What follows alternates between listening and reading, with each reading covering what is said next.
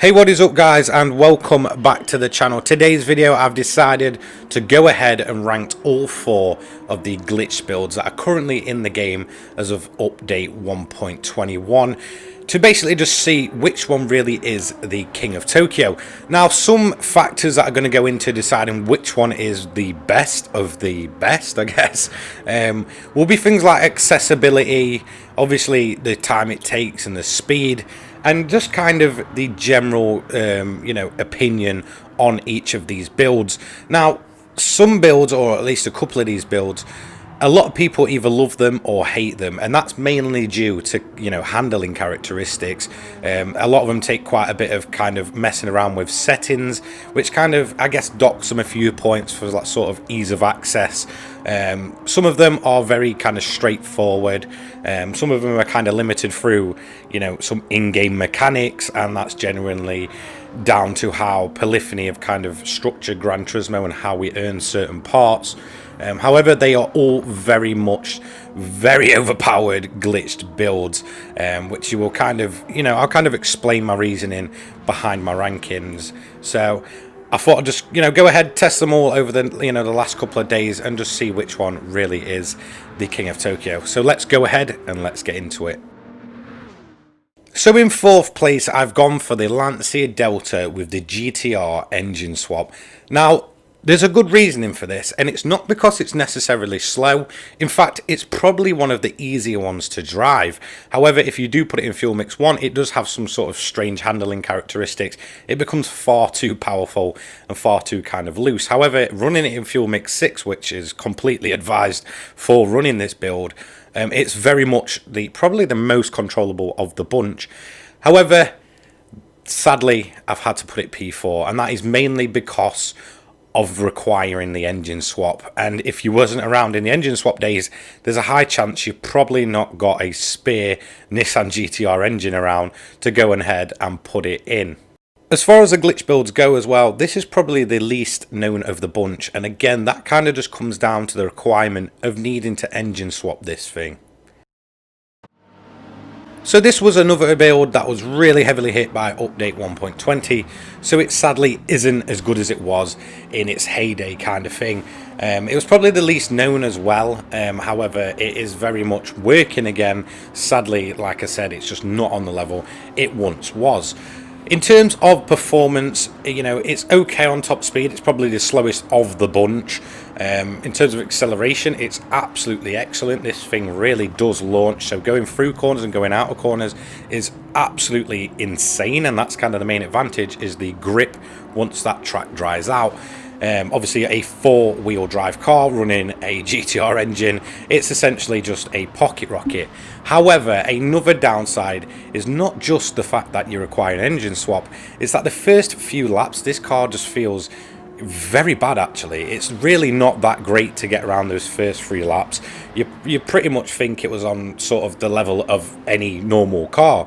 However, around about lap 4, this car starts to come alive and really does start working with you. Obviously, that 4-wheel drive system kicking in, it becomes probably the most easy to handle of the bunch, and that's definitely the advantage of running this. If you have a spare engine around that's a GTR engine, go ahead, put it in, and trust me, you can easily get this one working. However, it still does have to come last, because not only do you require that engine swap, it is probably the weakest of the bunch. Its 1 lap pace isn't anywhere near what it used to be, sadly, and it has really been affected by the nerf, probably more so than any of these other builds. However, the bonuses, like I said, for running this one are fuel and tyre wear. It's very, very good. So if you do kind of want a car that's easier to drive and easier to manage, even when tyre wear is a much bigger problem than it was before with the increase, then this is probably the go-to for you. However, for me, it's still last out of the bunch. In at 3rd place, well, this one's difficult to swallow, but it's actually the Chevy Corvette ZR1 from 2019. This build is probably the most problematic of all of them. The fact that most people seem to put the toe angle the wrong way causes the PP not to drop. I had to make basically a redo video basically explaining, look, the toe angle goes to the left, not to the right. And that's, I guess, its downside as well. The fact that you have to run a ridiculous toe angle on this car means that the handling is very, very twitchy, and it's almost like you're struggling to keep it, you know, in a straight line the whole time. When this was released and the Tomahawk wasn't around, this really did give off Tomahawk vibes. It was, you know, hard to handle, hard to master, but once you started smashing those laps in, this became the best of the bunch. However, like with most builds, update 1.20 has really nerfed this car. The main nerf this car received from update 1.20 was nothing to do with speed or anything like that. It was in fact the tyre wear. You know, the tyre deg is so high on this car, even though you're running mediums, it's not necessarily the worst in terms of tyre wear, but once you've done that first stop, you are then required to make another stop right before the end. If you don't, you're going to find yourself crawling around, and trust me, there's nothing worse than trying to drive this car with that horrible toe angle with no, you know, rubber left on your tyres. So yeah, it's absolutely a handful. In terms of performance though, this is still very much the rocket of Tokyo, hitting upwards of 230 to 240 miles an hour, no matter which fuel mix you're in. I do recommend running fuel mix 6. It does make it a lot more drivable, and it's one of those cars that's not easy to master, but once you do, it's an absolute pleasure to drive, seeing those lap times go down. Now, in terms of the more, I guess, standard car glitch builds, this on its one lap pace is the best of the bunch. Maybe not on its kind of long run pace, but in terms of one lap pace, this thing is absolutely a bullet, and that is the main advantage to it. As soon as you hit that very long straight in Tokyo, you are going to take so much time off yourself because you're hitting ridiculous speeds. The only downside is obviously the requirement to two-stop and the fact that the handling is very much weird. You'll find yourself kind of having to turn your controller settings down. I do recommend driving it with a controller and not a wheel, that's for sure, just to kind of get that twitchy feeling. You'll have to kind of turn your sensitivity all the way down to -2 to just try and keep this thing in a straight line. However, when you run the assist on this thing, it will not spin out very easily at all. It feels like it, however, it will regain grip even in a straight line, so you don't have to overly worry too much. And a lot of it is all about building your confidence with this build. Like most of these, again, a lot of these really fast times comes down to your confidence in the car.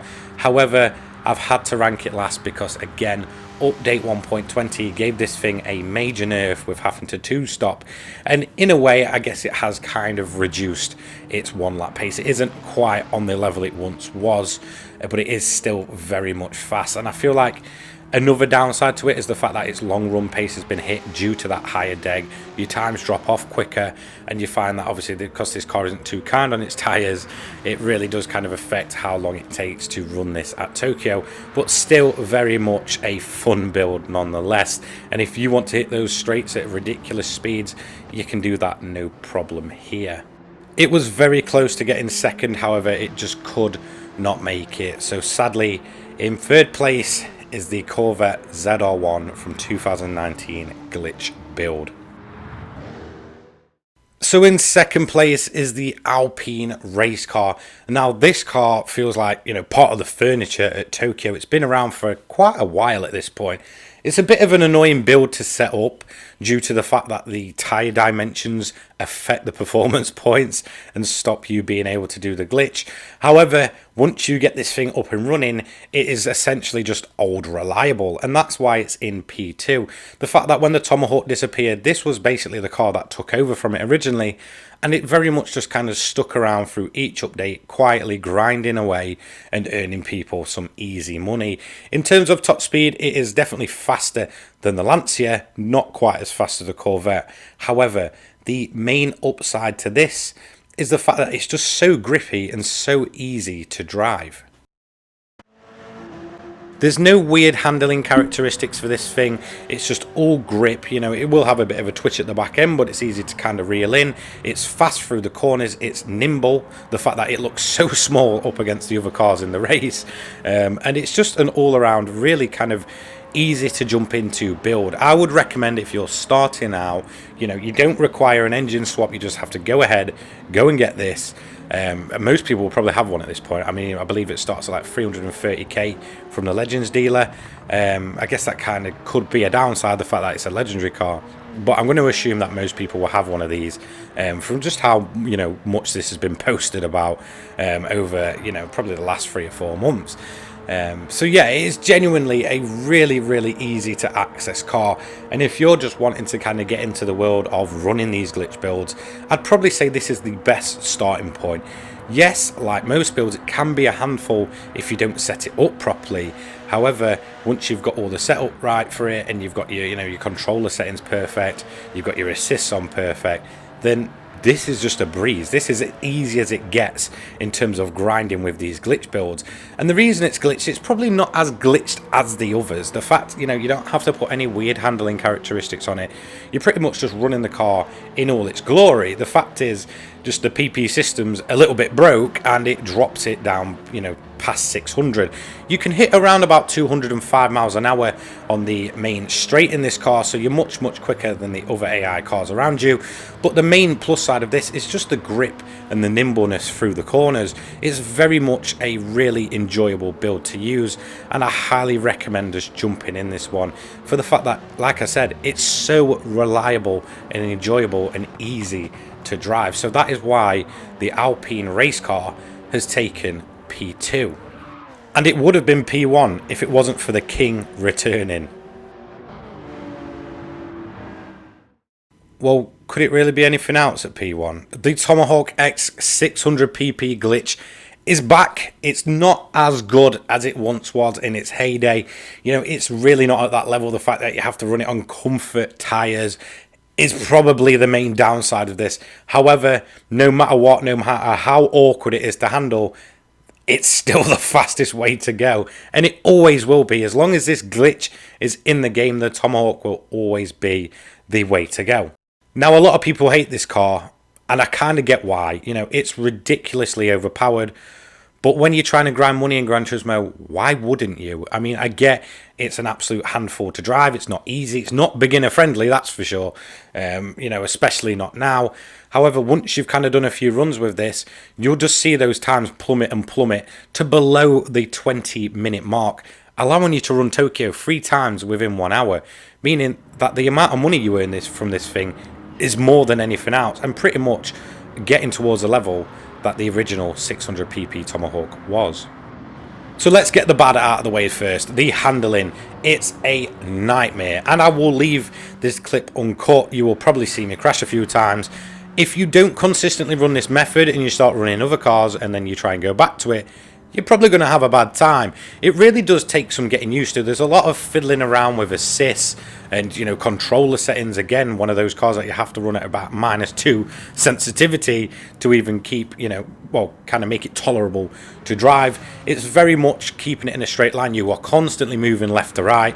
I've tried it with a wheel. I absolutely hated it because of the force feedback. It's 100% recommended for a controller. However, you know, be prepared to get sore thumbs because you are going to be struggling to keep this thing in a straight line.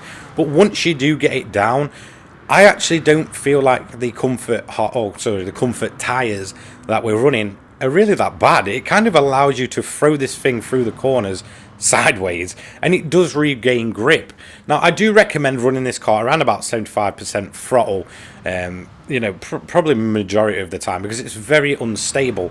Once you hit the 300-mile-an-hour barrier, this thing just wants to take off and launch itself, and it will. You know, the another, I guess, downside to it is the fact that, like before, you know, unlike before, should I say, you cannot run the drag reduction system very well. You can run it in short bursts. However, if you try and run this over 300 mile an hour, you can guarantee you are going to just go off into the, you know, the atmosphere. You're not going to have fun.